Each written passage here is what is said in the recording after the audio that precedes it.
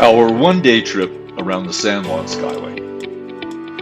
This is generally not a recommended practice, but we took the opportunity in mid-June to spend one single day driving around the full 236-mile San Juan Skyway loop. It is a bit rushed to do all in one day, but we wanted to give our viewers an idea of the approximate length of the trip, and also wanted to show some of the highlights that could be seen from the road. Ideally, of course, you would want to make the trip around the Skyway a multi-day adventure, simply because there is so much to be seen in the area. All that being said, this is what we did, and in the following video, you will have a general synopsis of what you might see as some of the highlights of your adventure along the San Juan Skyway. Our trip starts in Ridgeway, moves on to Ouray, then Silverton, then on to Durango and Mesa Verde, and the last stop is in Telluride. The Chapita Resort in Ridgeway was our starting point at about 7:30 in the morning, and the cool mountain air in the town gave us the invigoration and energy to propel us through the day. Just 10 miles down the road was our first mountain town stop in Ouray. This town, like so many of the others on the Skyway, is shoehorned between two steep mountainsides, with the main road passing right through the center point. On the slopes high above town, you can see remnants of some of the mining activity that had occurred in the late 1800s. And this is the home of the famous box canyon and the ice park that is a notable component of the town during the winter months.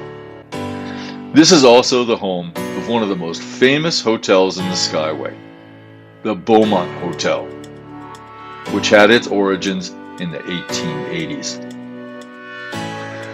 From here, we headed to our next stop of Silverton along the infamous $1 Million Highway. This roadway was constructed in the 1880s by the renowned roadmaker of his day, Otto Mears. Mears was responsible for carving out the space for passage by narrow gauge railroad through much of the difficult terrain along the San Juan Skyway. But his efforts to place train tracks through this area were thwarted by the enormous slopes of these mountainsides. His failure in that regard did not dissuade him from constructing a toll road through the slopes that was barely wide enough to allow for the passage of a small wagon pulled by horses. This is essentially the same road you will drive over today, and with much of the same trepidation you may have had in the early days.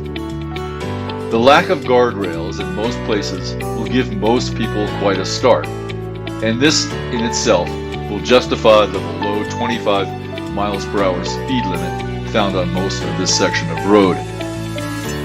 A stop at the Bear Creek Fall will give you pause as you look back and imagine the feat it must have taken to build this famous roadway. Although the road itself is well maintained, it is often the practice of many people navigating the roadway on their own to choose to do the San Juan Loop in a counterclockwise direction so they can hug the wall on the inside lane as they descend the highway. Though the driver of the vehicle won't often have the opportunity to observe it, the spectacular scenery in this area will rival that of just about any other location you can imagine. The high mountain town of Silverton is the next stop at an elevation of about 9,000 feet. Once again, squeezed in between two enormous mountainsides, this is a major ski destination during the winter months, as the mountain towers over the town by another 3,000 feet.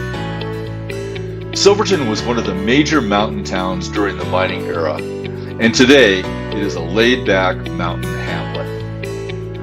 Located front and center on the main street is the iconic Grand Imperial Hotel. This 1880s vintage classic is truly the centerpiece of the town, and it has been restored to mint condition in recent years. It is located just a block or so away from the famous train that will transport visitors on a scenic train ride along the inland slopes and inaccessible riverbeds on the 3-hour ride to the town of Durango.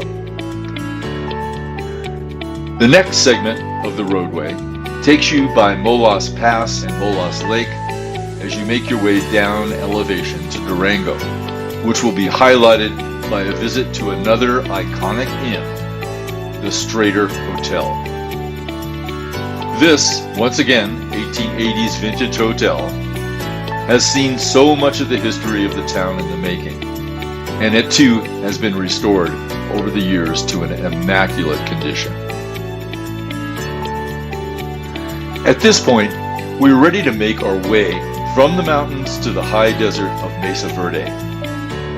Located on the far southwest corner of the San Juan Skyway, this became the home of a people called Anasazi for about 1,300 years, up until about the year 1300 AD. They farmed this area, also known as the Four Corners Reef, for all these centuries, but were most well known for their intricate and amazing cliff dwellings. Much of their life in this region is still a mystery, and it is really still not known why they abruptly left the area in approximately 1260 to 1280 AD. Mesa Verde includes a very large area that requires a 20-mile or so drive to get from the park entrance to the cliff dwellings. On the day we arrived, we only went a short distance into the park and did not have enough time to make a thorough visit. Mesa Verde deserves a full day or even two on its own, and this is another reason why it is not ideal to take on the Skyway all in one day. The next leg of the journey took us out of the high desert and back into the mountains on our way to Telluride. We made our way past a number of small towns, including Rico, which was just a blip on the radar screen, but was very beautiful and quaint. The higher elevation will take you into areas with amazing scenery, including lakes, huge mountain summits, high mountain passes, beautiful meadowland, giant forests, flowing rivers, enormous escarpments, and unique land formations. One of the most unusual is a peak called Lizard Head, which has an elevation of 13,114 feet.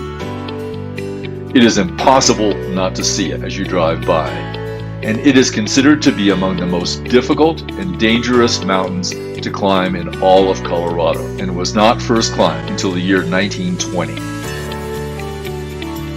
Last but not least was the high mountain town of Telluride, which lies at an elevation of just under 9,000 feet, with surrounding mountain peaks of 13 to 14,000 feet. Once again, this mountain town is absolutely shoehorned between two large mountainsides, only allowing for a grid of streets within the valley 12 blocks long, 8 blocks wide. The mountains surrounding Telluride provide a well-known ski resort in the winter and also provide great summer activities during the summer months. The town itself is well known to have great bars, restaurants, and very elegant but pricey shops, and in its own right is a fantastic visitor destination. At the end of Telluride's enormous valley is a box canyon wall that showcases the famous Bridal Veil Falls, which, with its drop-off of 365 feet, is the longest free-falling waterfall in the state of Colorado. Other waterfalls can be found on its wall face as well, and for those who enjoy a good hike, there are switchback trails that wind their way to a beautiful panoramic view.